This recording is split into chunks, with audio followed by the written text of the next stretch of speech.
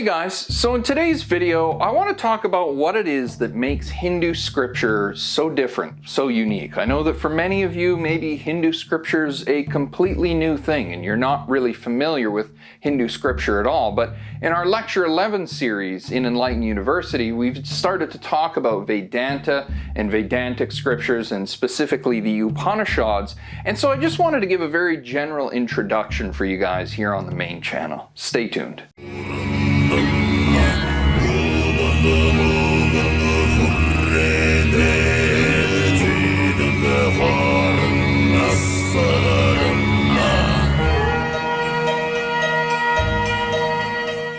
Hey guys, today's video is sponsored by Ridge Wallets, and I got to admit, that I'm usually, if it ain't broke, don't fix it kind of guy, but with these wallets, they're great, man. This is really awesome. When I compare it to my old leather wallet, I mean, it's just a huge size difference. In fact, these things are so small, so sleek, I honestly start to forget that I've even got my wallet with me. I leave the house and I think I've left it somewhere. But the thing I like most about these wallets is that if you're into traveling, if you go out and you travel around the world, you probably know that it's a bad idea to keep your wallet in your back pocket. Pickpockets and thieves, they can easily slip a hand into the back pocket of your pants and pull your wallet out without you even noticing. And so every time I go on vacation, I've always got this big bulky wallet in my front pocket, right? I'm just, being precautious, but with these, I can slip this in my front pocket. I don't even notice it at all. It's smaller than a smartphone, so it's really great. So if you guys would like to pick up a Ridge wallet for yourselves, you can follow the link in the description, and you can use my promo code Enlighten to get a 10% discount off of your Ridge wallet. But without further ado, right, I want to talk about the Hindu Upanishads today. What is it that makes the Hindu Upanishads so unique, so special? Why is it that so many people are taken aback by the Upanishads? If you're not familiar, the Upanishads really are the completion of the Vedas, and the Vedas are really the foundational scriptures for Hindus in practice and belief. And so when you read the Upanishads, what you're reading are the wisdom teachings that were passed down by master yogis who had spent years in meditation, and you have all these little anecdotal stories and wonderful teachings that ultimately focus in on the significance of Brahman. Brahman being the notion of ultimate reality, God as is everything all around us, the universe, the totality, right? And for Hindus, this notion of Brahman, this notion of God is probably a little different than what we're accustomed to in the West. You see, for Hindus who are pantheists, they believe that all of the universe is Brahman, right? That everything that exists in Brahman is a part of Brahman. And so Brahman is truly the ultimate reality. This is really probably the best translation. And so God is a conscious personality, a divine being who for Vaishnavites comes in the form of Vishnu, for Shaivites comes in the form of Shiva, but ultimately Hindus who practice and follow the Vedantic traditions recognize that the true reality of God transcends anything that can be seen, thought of, or even described. The true reality of God, Brahman, is ultimately beyond anything we can see, that we can think of, or even try to comprehend. And so what's really profound about the Upanishads is the emphasis they make on identifying the self, specifically the Atman, as it's described in Hindu texts, with Brahman. That's to say that the self is God, the self is divine. And when I say the self, I mean spirit, consciousness, the life that dwells within us all. You can look at yourself and you can say, well, I have a body, I have a mind, I have a brain, memories, all these different things.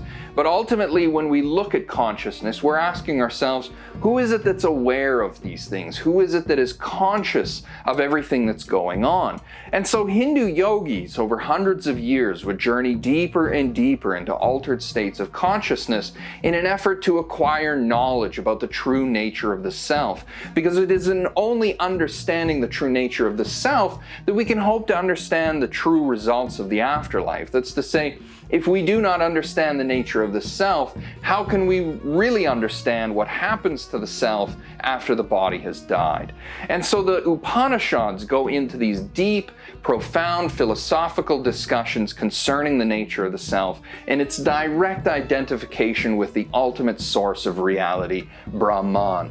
Now, the Upanishad that I'm particularly fond of is the Mandukya Upanishad, and for very specific reasons.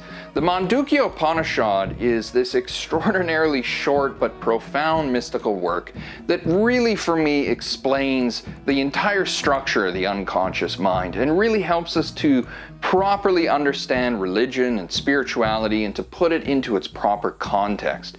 You see, the Mandukya Upanishad breaks the mind up into a series of 4 distinct levels, specifically waking consciousness, dreaming consciousness, the void of dreamless sleep, and finally the totality of everything, which comes in the form of the white light or the experience of union with Brahman. And so what I've done is I've put together for you guys a video that is really kind of a duplicate of another video I found online. Unfortunately, it was made about 10 years ago, and I don't know, I don't see a lot of activity on the channel, and I just felt that the video really didn't get enough exposure. And so I've remade it with a few changes and a few additions, and so I've created this, and that's what I'm going to play for you guys here now. And I just want to say ahead of time that basically what this is a very general or short summary of the Mandukya Upanishad that really hits on the essential key points. And so I really hope you guys will enjoy this short clip. Thanks for watching.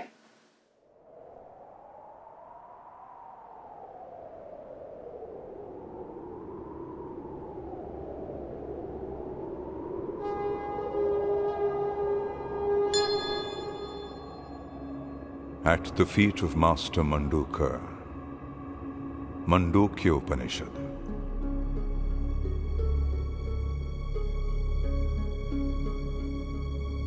Lord's inspiration of sacrifice,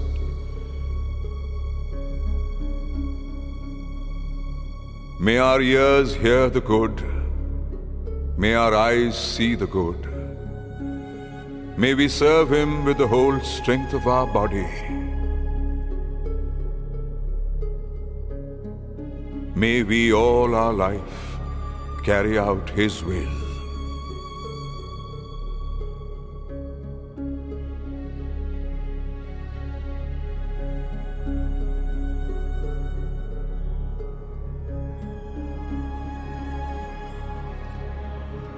Peace, peace, and peace be everywhere.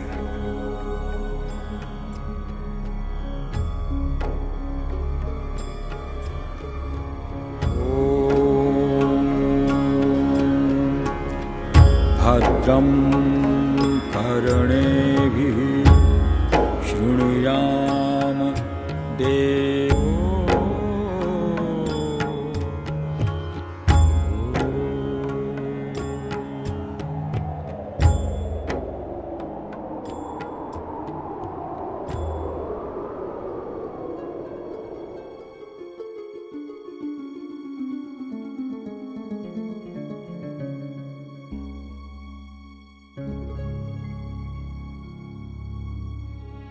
Welcome to the Lord.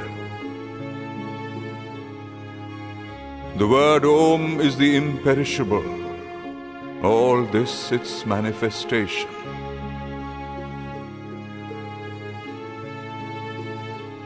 Past, present, future, everything is Om.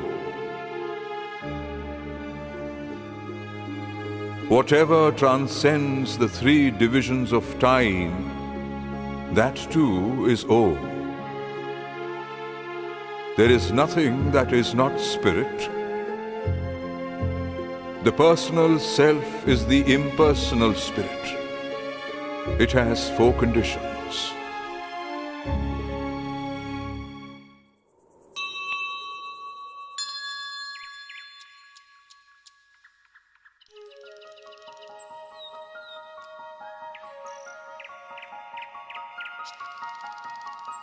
First comes the material condition, common to all.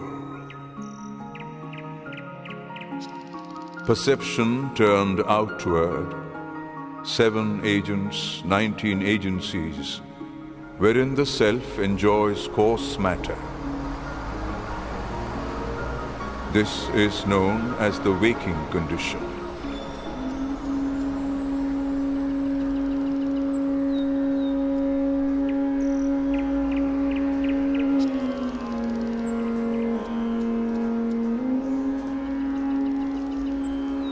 Jagrita-sthan.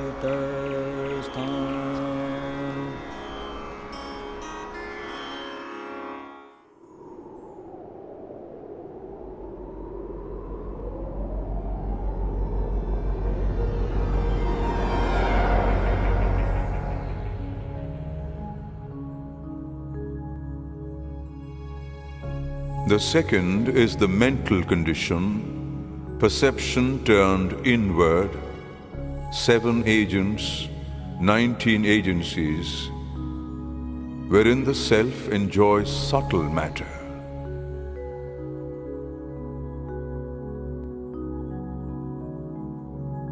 This is known as the dreaming condition.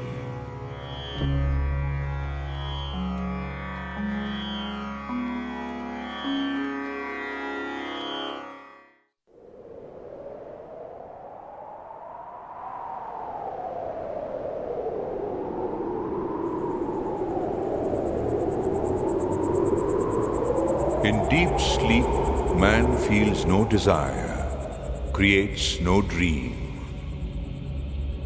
This undreaming sleep is the third condition, the intellectual condition.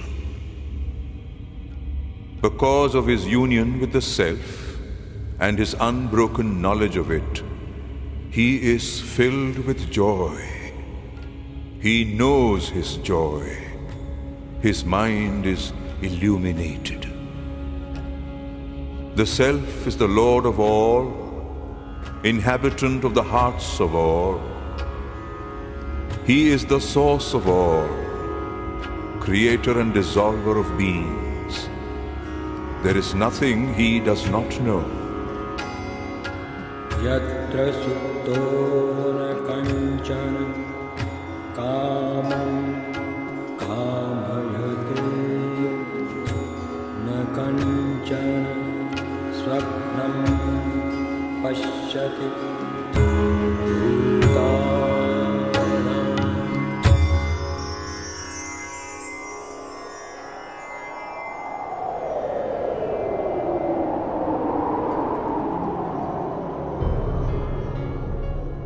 He is not knowable by perception, turned inward or outward, nor by both combined. He is neither that which is known, nor that which is not known, nor is he the sum of all that might be known. He cannot be seen, grasped, bargained with. He is undefinable, unthinkable, indescribable. The only proof of his existence is union with him. The world disappears in him. He is the peaceful, the good, the one without a second. This is the fourth condition of the self, the most worthy of all. This self, though beyond words, is that supreme word, Om. Though indivisible, it can be divided in 3 letters corresponding to the 3 conditions of the self. The letter the letter U, and the letter M.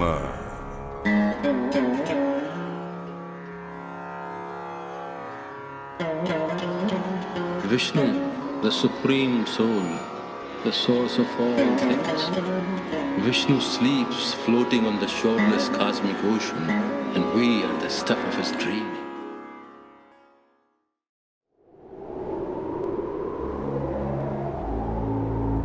The fourth condition of the self corresponds to Om as one indivisible word. He is whole, beyond bargain. The world disappears in him. He is the good, the one without a second. Thus Om is nothing but self. He who understands, with the help of his personal self, merges himself into the impersonal self. he who understands. Amatraha chaturtho avagaharya prapanchopashana Shivo Advaita Evam Omkara Atma Samvishati